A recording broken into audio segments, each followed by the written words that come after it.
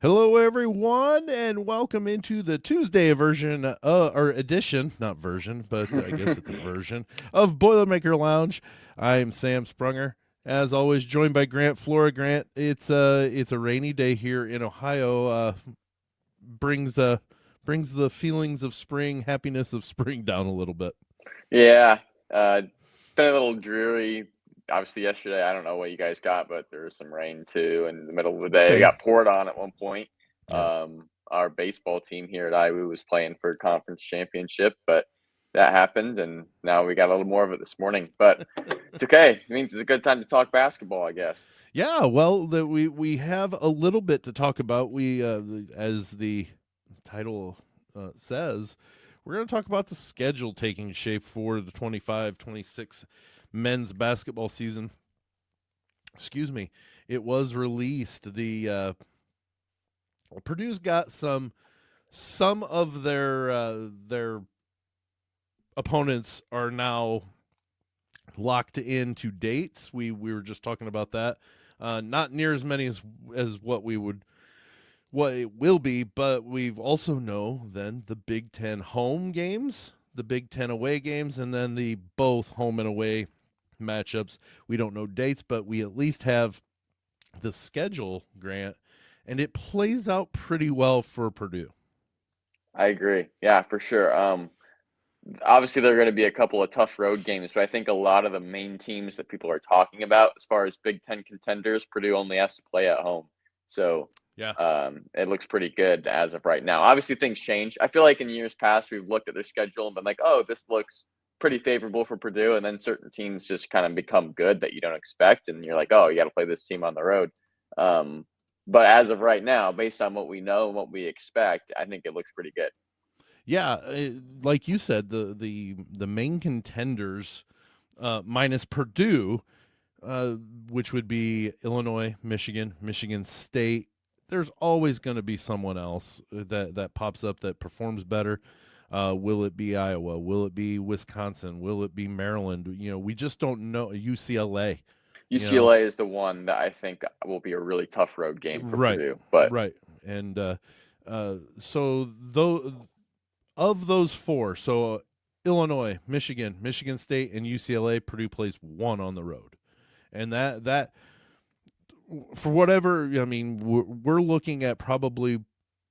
I'm going to say probably the number one team in the country coming out of the gate, and for a team that you expect to perform up to that, they're looking at a pretty favorable schedule to where everybody's got to come to them. And we already know that Mackey Arena is extremely tough, according to almost every single Big Ten coach in the conference. Even now, with the addition of the four, they admit that Mackey Arena is probably the toughest place to go, and that bodes well for Purdue. That bodes well for all sort of our young guys getting better in front of the home crowd against those big teams, and then when it comes to March, they're ready.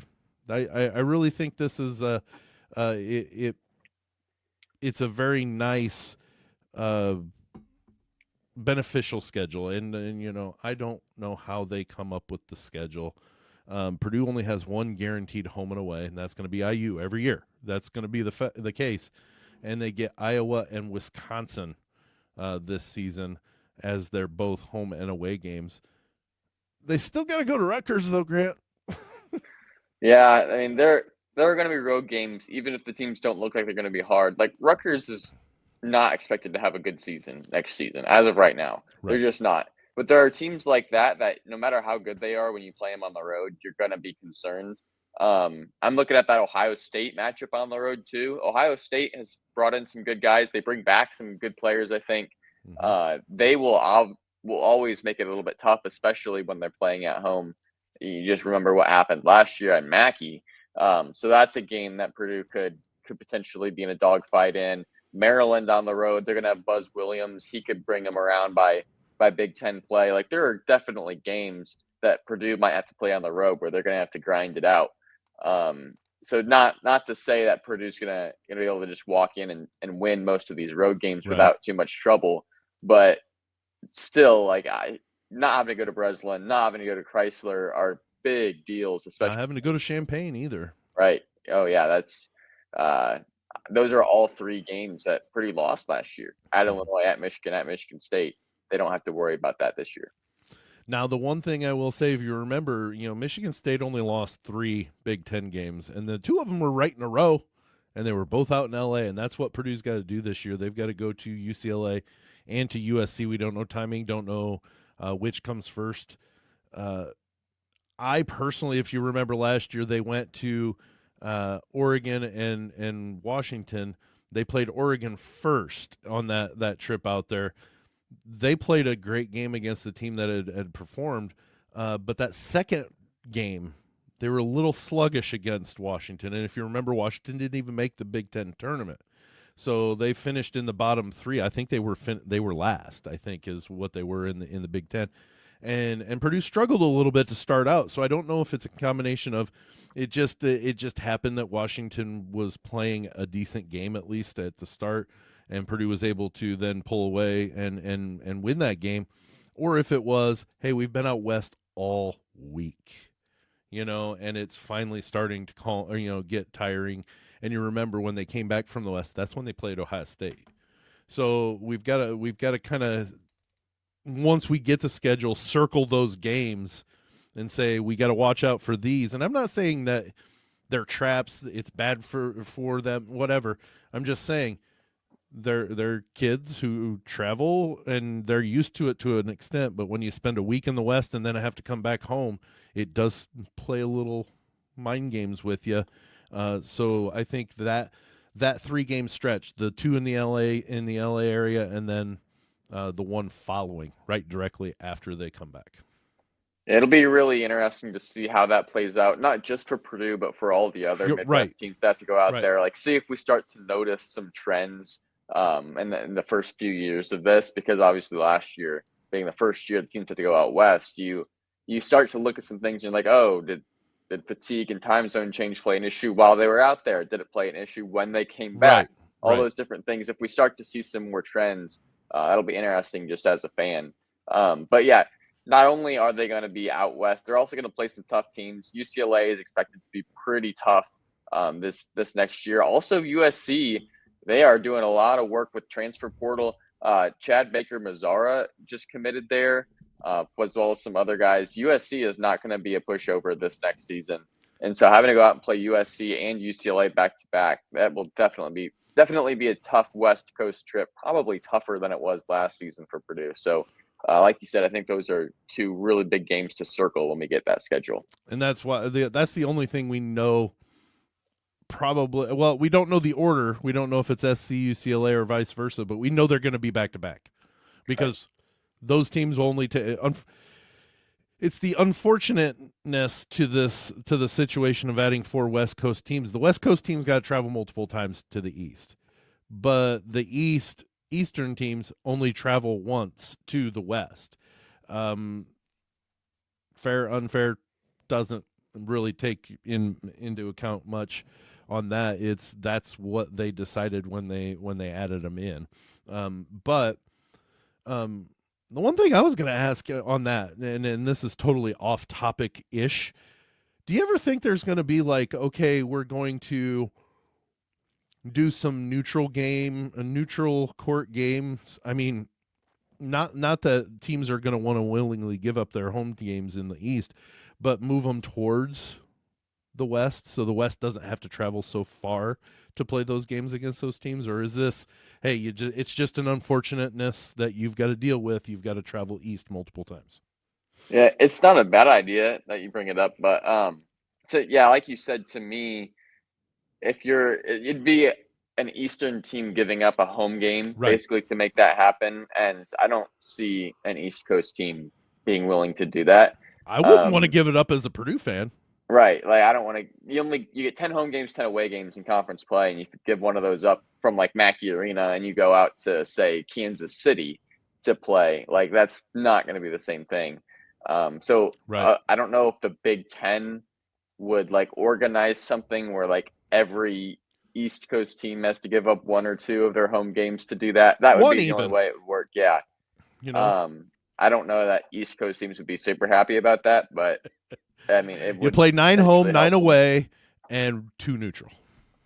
Yeah, yeah. I guess you could do that, and the West Coast teams could also give up a home game. But either way, it would be interesting to see how that would work out. Mm-hmm.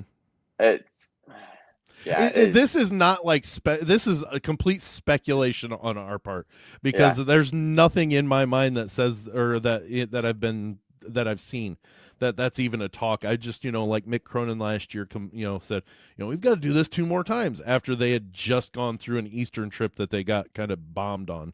He was a little complainy, yeah, and rightfully so to a certain extent, but basketball didn't have much say when it came to that, but yeah. so, but And yeah, part of me is also like these teams chose to be in the Big Ten, right? And they knew that most of the teams they were going to have to play were going to be in the Midwest. And like if you're going to come join the Big Ten, that's just what you're going to have to deal with. right, And yeah, it's a little unfair, a little unfortunate, but if you just join the Big Ten, that's basically what's going to happen. There's no way to really get around it yeah. because 14 of the 18 teams are in like Minnesota and east from Minnesota. Iowa or Nebraska Nebraska Oh yeah, is the Nebraska. furthest west Right. until you go to across the Rocky Mountains, and that's when you get to the West Coast teams now.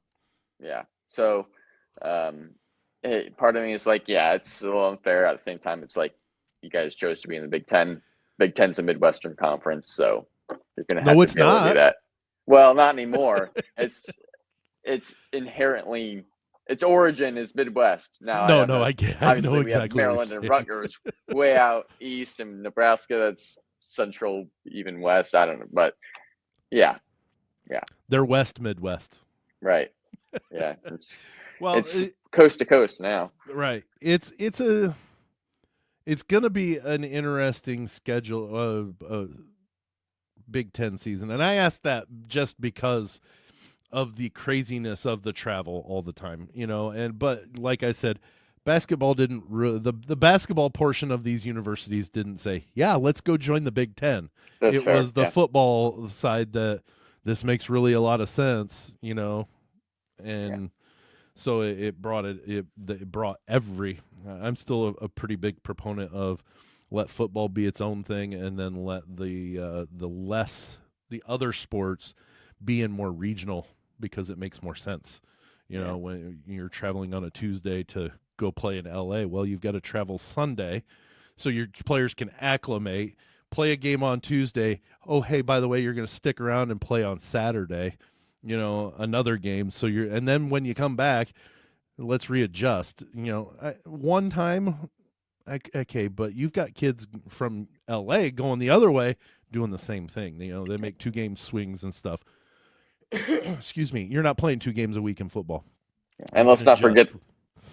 like they're still in class. They're still trying to study as Mm-hmm. students. Like I, as a college student right now, I can attest to that. I wouldn't want to miss a weeks.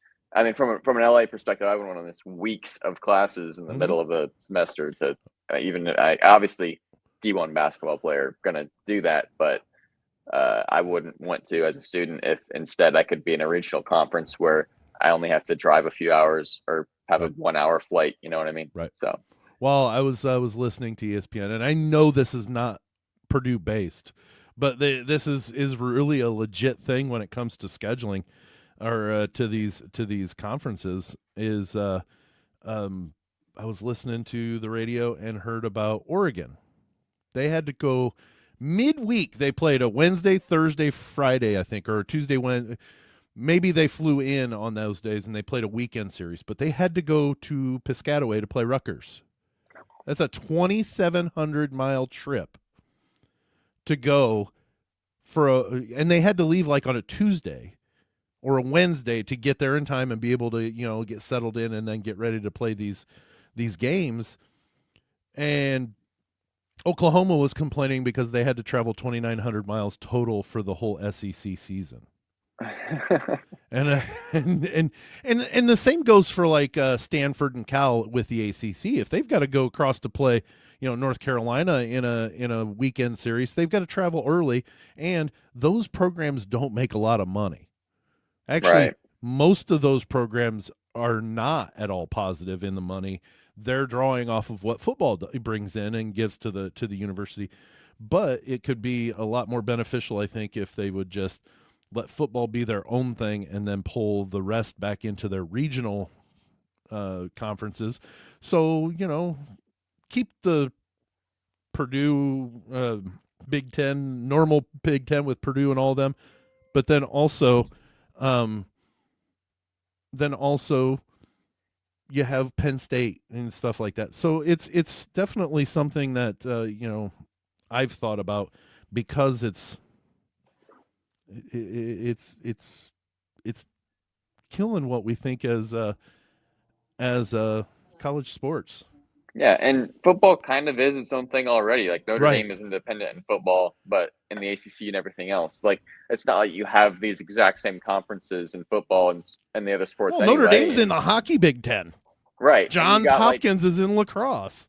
you got like the what is it, the Big East that is basketball, but not anything else, which Right. obviously makes sense because of the school size and whatnot. But like, Right.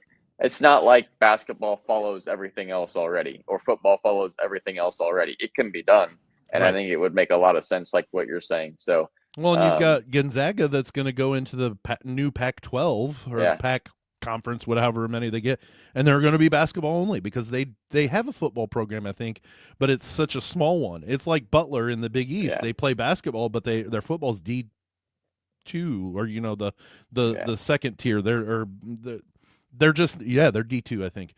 yeah. So it's definitely possible to do to where your basket or your football and your other sports are separate from one another. But let's move on from that Yeah. since we can't solve the world's problems or the college world's problems when it comes to the traveling. But that Big Ten schedule for Purdue, very benefit or very advantageous. It sets up well for them. But we have a few games that are actually set with dates. All these Big Ten games that we were talking about, there are no dates, no times yet. It's just who we're gonna play during the Big Ten season. We do have a few games. Let's see,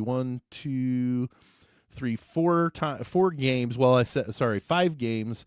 One's an event, but first one is the exhibition, October 24th at Rupp Arena. Purdue travels on to take on Kentucky in the exhibition. Grant, this they like to play some good, hard, tough teams in their what used to be super secret exhibitions, but now they're very much well known.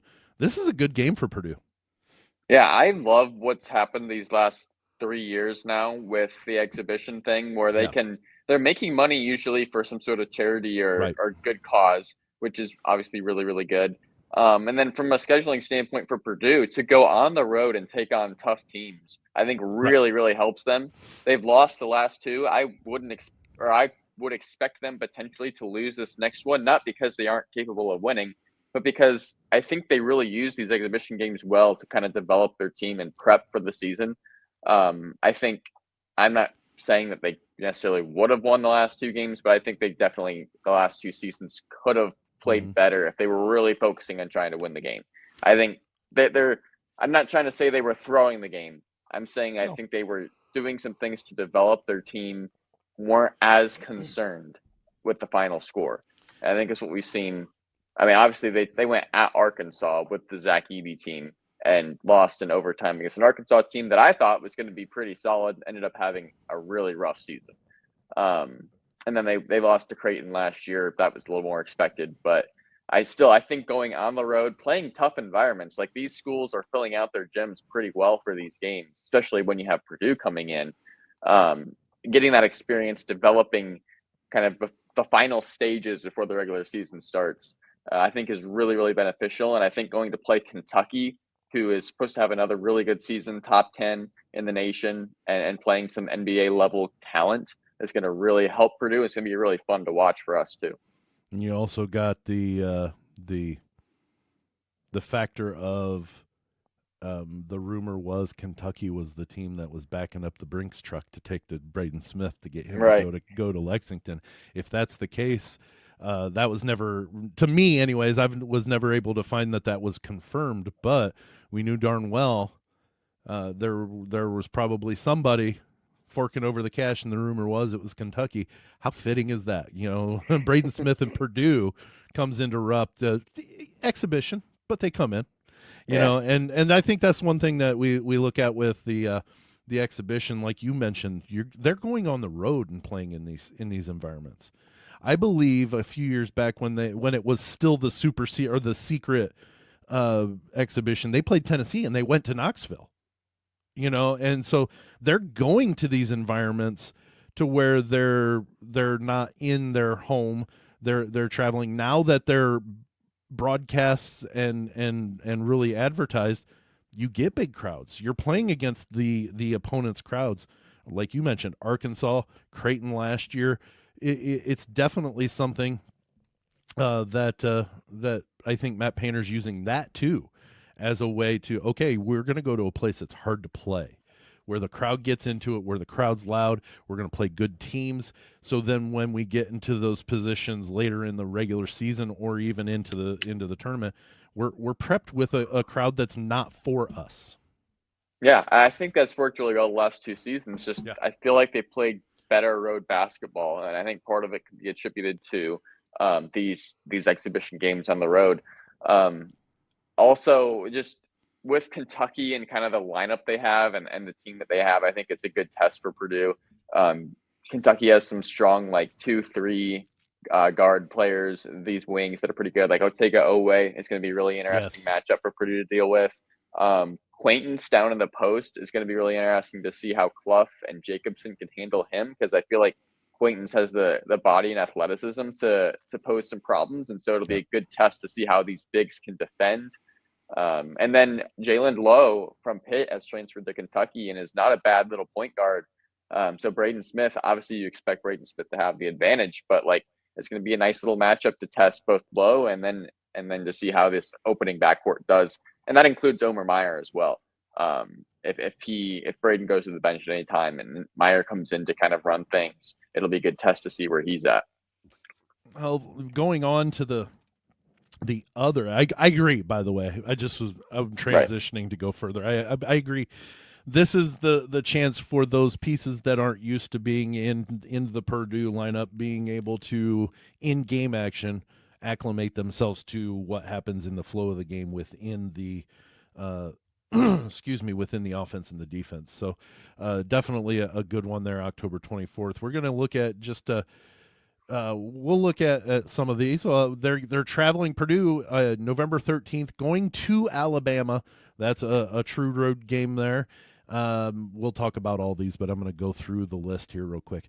Then 1 week later, the Boilers travel to the Bahamas. We knew this already, but it's a 14 classic, the Baha Mar Challenge, and Purdue's there. Memphis and Wake Forest have both committed. There's still room for one more, but that's an interesting team. A couple of teams there. Memphis has been pretty good lately.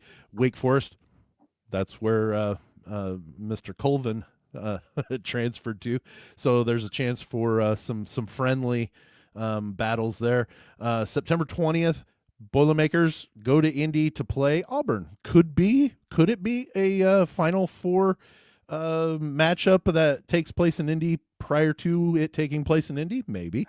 But then December 29th, they have Kent State scheduled for on a Monday evening there. Grant at Alabama versus Auburn. Same two teams we played last year. They flip flop home and away there, though. We played at roughly at Auburn last year, but hosted Alabama. These are two games that I really like seeing, even though it's just a home and home, and they'll probably fall off after this year. But you got to think these are going to get them ready for some really tough competition going forward in March. Yeah, it's tough to say exactly how good those two teams will be because their Right. rosters have flipped a lot too. I don't think either of them are supposed to be quite as tough as last year. Like last year, they were both like top 5 teams in the country Right. most of the season. I'm not Both sure of we're them going to were see that. number 2 when Purdue played them. Right. Yeah. I don't know that we're going to see that happen early in the season. So Yeah. when Purdue plays Bama, they'll probably be more around 10 to 15. By the time Purdue plays Auburn, maybe Auburn will have jumped up into the top 5. Like, who knows? But obviously they lost Chad Baker-Mazara. They lost Janai Broom, and so they're going to be replacing a lot. It'll be Sure. interesting to see how they come out with that. But I do think that taking on these SEC opponents, especially considering what the SEC did last season, where they had 2 Final Four teams, they had like The 5 or national 6 Elite champion, Eight, yeah, 2 Final Four teams, half 4 of Elite the Eight, Elite Eight, 7 of yeah. the Sweet 16, and 14 teams overall in the tournament. I think now, only 2 teams didn't make it. Yeah, now Purdue goes at Kentucky for an exhibition, at Alabama, and Indy against Auburn. So I like that part of it. I think both of those teams are going to be tough. They're just going to add to that schedule. Right. Purdue has loaded their non-conference these last 2 or 3 seasons, and they've done it again this season, because not only are the games we mentioned there, they also have 2 games that don't have dates against. They're both home, but they're against Iowa State and Marquette. Right. I don't know that Marquette is super highly rated so far. It's but a program that's been tough yeah. in the past few years. You expect the same, at least some competitiveness from them. And they're well coached. Correct. With Shaka Smart, so I'd expect them to at least come in and compete pretty well. Right. And then Iowa State, I love that game because I don't think Purdue's played Iowa State in a long time, but Iowa State has been one of those programs too that's just consistently been top 5, top 10, and you expect them to come in and give them a game too. So they got like 4 legitimate games scheduled against high major opponents in that non-conference, plus the Bahamas trip. Yep, yeah. The Bahamas trip. So there's going to be 2 games. I mean, I'm sure it's going to be another, big time, or a big conference, college or university team that's coming in. But already with Memphis and Wake Forest there, adding a 3rd one in there, those are going to be 2, maybe not the highest of quality opponents, but they're going to be good quality opponents on a neutral court in a place that that allows them to get that tournament feel. Even though it's only a 4-team grouping, it still gives a tournament feel. You win, you play for the championship. So that will definitely be something that helps Purdue for March. And you're right. I like the really tough, and we've talked about this before, the tough scheduling of the non-con, because it does prep you for, if you're having a down season, you're still competitive in March. I mean, that's what we saw with the game against Houston, getting to the Sweet 16, and then also putting the national runner-ups on the ropes. And they had to have a really, really well-executed inbound play near the end to win that game against Purdue. And that's what you get with such a hard non-con schedule. Yeah. Also a chance to build resume. Obviously, the Big Ten, there should be plenty of those opportunities within the Big Ten, but some of those non-conference games can really separate you come March, and that'll be nice for Purdue. I expect them to be able to be in a position to grab at least a 1 seed. But you never know, and some of those non-conference games can play a big part in that. So, well, I truly think that's why Purdue was a 4 seed. Their non-conference schedule, even though they lost some of those games that were tough opponents, they were tournament ready. And I don't know that I'm sure they exist, but I don't know that anybody of the people that get paid to do this, pundits and stuff, would say Purdue was a bad 4 seed. They were actually a pretty darn good one that came out of that tournament. They're the only 4 seed that I can think of that actually pushed the number 1 seed to. I mean, Maryland did to a point against Florida, but Florida was able to pull away. They were in control both times. Yeah, so it's definitely one of those that, it turned out to be a pretty good season, and I think the hard non-con schedule was the culprit for that. And got them battle ready. But that brings us to the end of the Tuesday edition of Boilermaker Lounge. Grant, it's exciting. We're still only in May, but we're moving plotting slowly towards October and media days, and then we'll be playing some basketball. But we have a full summer yet before we even can get to speculating about, hey, it's not way too early anymore. Yeah, it's just early. Yeah, right. All right. Well, thank you so much for joining us today on Boilermaker Lounge. Be sure to tune in on Tuesdays and Fridays during the off season here on the Lounge Sports Network and simulcast on, the ASAP Network. But we thank you so much for Grant Flora. I'm Sam Sprunger. We'll see you on Friday.